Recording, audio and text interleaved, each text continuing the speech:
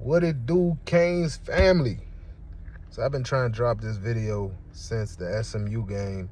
I did a whole 45-minute video. It just ain't work. Somehow it's not uploading right. So I haven't been able to put no content out there. But I want to talk about a few things. So one, I'm not as mad now.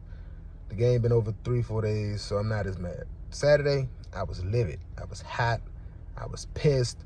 I was sick of the predictable play calling. I was sick of the conservative just way of the game. I'm sick of the false starts. I'm sick of the holdings. I'm sick of the lack of calls Miami are getting. I'm sick of it. I was just sick of it, man. I was tired, frustrated, angry because we're losing to inferior teams. But now I've tuned into a bunch of different podcasts, been on a bunch of talk shows, stuff like that.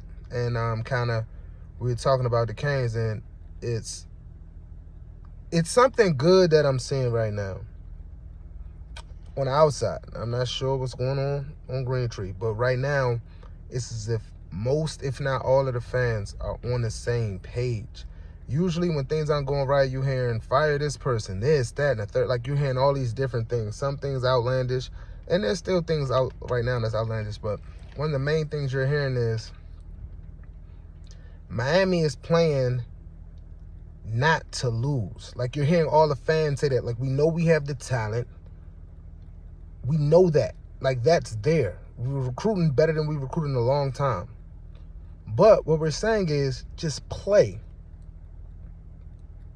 Just play. Go play. Be creative. All of this, having all of this great talent, just a handicap, because you don't want to lose.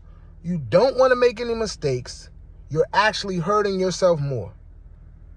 You're actually helping inferior talent.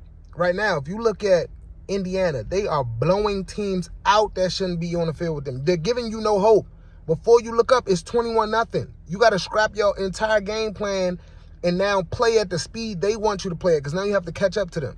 Whereas though Miami, we have weapons, but we want to slow the game down because we want to be conservative. We want to control the clock. Where we're not going for the knockout when we have a chance. We're not going for the knockout. At the end of the half, it's 29 seconds left. Or at the end of the half, I think it was about 50 seconds left against, was it Louisville or was it Stanford? We're not calling a timeout. We're just content with going in the locker room tied. Like, that's good. Where we just want to win. Like, hey, we just want to win, even if we win by 1 point. No, bro, that's not good enough. If you're 10 times better than the team, just because you win, that's not good. Because that's going to catch up to you. What happens when you're shortening the game and a break doesn't go your way against a team that's not better than you? Now you're upset. But if you're dominating that team and something doesn't go your way, oh, well, we didn't win by 50. Now we won by 43. Okay. That's a complete different story. So to see all of the fans on the same page, all of the fans wanting the same things, it leaves me inspired. Now, I know Mario has to hear this. Everyone is saying this. I'm sure former players are saying this. I'm sure it's getting back to him like, Mario, your level of stubbornness is getting into the way. I personally believe the reason that these penalties are this drastic, now I think it's mental. I think it is mental at this point. So that's hard to overcome now. But prior to that, I think it's because we put so much pressure on our offensive line this year. We've always had a good line the last few years. But the pressure wasn't on the offensive line where we're like, hey, we're leaning on your back. We're running behind you. You guys are going to maul everybody in front of you, and that's how we're going to win. We never did that. So now what I think is happening is now they're putting so much pressure on them. They're trying to fire off the ball quick because everything is on their back now. It's not even about the skilled players making plays. It's about them generating the push, and you just follow behind them. Like, that's the entire strategy. So I think a lot of the issues we're seeing is because of that change in philosophy, where if you have the weapons, you have a 6-year quarterback in Carson Beck. Now, do I think he can throw some picks? Absolutely. But he's been at Georgia. He's played in a bunch of big games. Is he Cam Ward? No. But you should be able to trust him enough if you're trying to score points, that if he makes a mistake, you'll score more points. But if you're slowing the game down, and then he makes a mistake, that mistake is monumentous. I think that's a word. Monumental, whatever. That mistake is magnified now, right? So I think that Mario has to allow, I'm not even sure if he's handicapping Shannon Dawson, because I don't remember Shannon Dawson calling an offense like this. When the first couple years, even with Tyler Van Dyke, when Tyler Van Dyke was throwing the ball to everybody but me, throwing those type of interceptions, the offense was more exciting. It was more exciting. I think maybe Carson Beck got away when he was being greedy. It's a difference between being creative and trying to put your foot on somebody's neck and being greedy. Like, okay, I'm going to throw this in the triple coverage, even though I know I can get 15 right there. No, take that 15. But when we had the ball, we're up 2017 against SMU. We do a screen and the defense is in zero coverage. We do a screen, a wide receiver screen, when the defense is in zero coverage. I'm talking about stuff like that. We clearly showed that JoJo can get behind him. He did it about twice. 3 times he just dropped one. He probably did it more. I just didn't see it. We know Malachi can get behind these guys. So why in zero coverage are we not taking shots in those opportunities? Those are the ones I'm saying where you have to make teams pay. But we want to be conservative, and we want to say, hey, we're going to run right here, and there's nothing you could do. Well, unfortunately, we've been doing that, and it ain't been working. Your center, Brockemeyer, is all the way in the backfield. They showed a video on a passing play. My man basically doing a split in the backfield. As soon as they say go, he's 3-4 yards in the backfield. Carson Beck had to sprint, and I think that's what's going on with the offensive line. It has been said before Brockemeyer was here that Mirabaugh's offense requires a lot from the center. It's not like a regular center. It requires a lot, a whole lot more than the average center on the average team. So what's happening is you want to lean on this offensive line, but the most key piece to the way the operation is ran is underperforming and getting knocked back. You following me? So you're taking the most key piece of the offensive line is fair. And I'm not just talking about the most key piece because he's the center. There's a no-brainer there.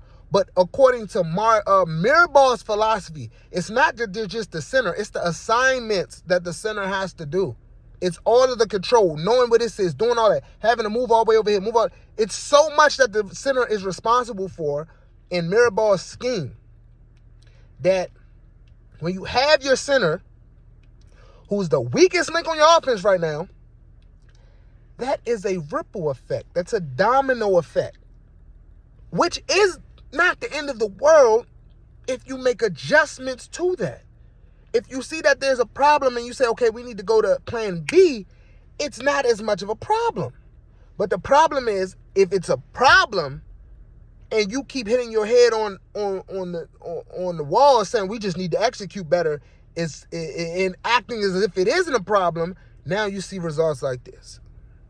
But I'm liking that all of the fans seems like they're on the same page where the fans are like, yo, Mario, bro, you took the program to where it hasn't been, from the notoriety to the media attention to the recruits you're bringing in, college game day on campus, just the whole nine. Miami's at a different place. But your stubbornness over here is also affecting us.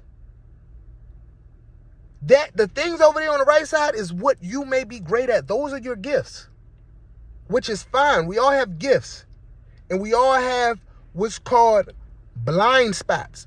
As my bro Dewan Motunga says, blind spots are natural. Weakness is manufactured. What does that mean? My example, if you're in a car, I'm in a car right now. You naturally have blind spots. We all know where they are. Over there, over there. So when you're driving, what do? You got to turn even if you look in the mirror right here, the mirror does not show your blind spot. It could be a car right there, and if you get over, you'll get hit. So you naturally look right here. So you look over your shoulder in the blind spot, so you're not manufacturing weakness. So the problem with Mario right now is that There is a blind spot. The blind spot is your game day calls. The blind spot is your execution on game day. That whole 9 is not where you're good at. But if you acknowledge that and you understand that, which I think you did, that's why you brought in the analytics, but you need to acknowledge it more. Give your offensive coordinator the autonomy. You have to hire someone you trust that much, who probably is a head coach in their own right, who can be a head coach of that offense, and you give them the reins to do what they do. Because that is one of your weakness. That is one of your blind spots. You're not a great game day coach. And that's not the worst. That's not bad. It's okay if you understand that and you put the proper channels to negate the weakness that can be manufactured from that. If you don't, however, and you continue to have that blind spot and you blindly continue to go, you're going to put your left blinkers on and you're going to get over it and you're going to cause an accident. A major collision. That's it. That's all. Until next time. Is this week we got Syracuse, and I'm happy that my boy JoJo Trader's out there. I know he dropped that pass last game, but he was hooping before that. And I think that, some of that was a little rust and a little bit nervousness, but I think the next few games he probably is going to take off because it just looked easy out there to him. I think he's that kind of a talent. And I hope we get CJ Bailey next year. But until next time, with love.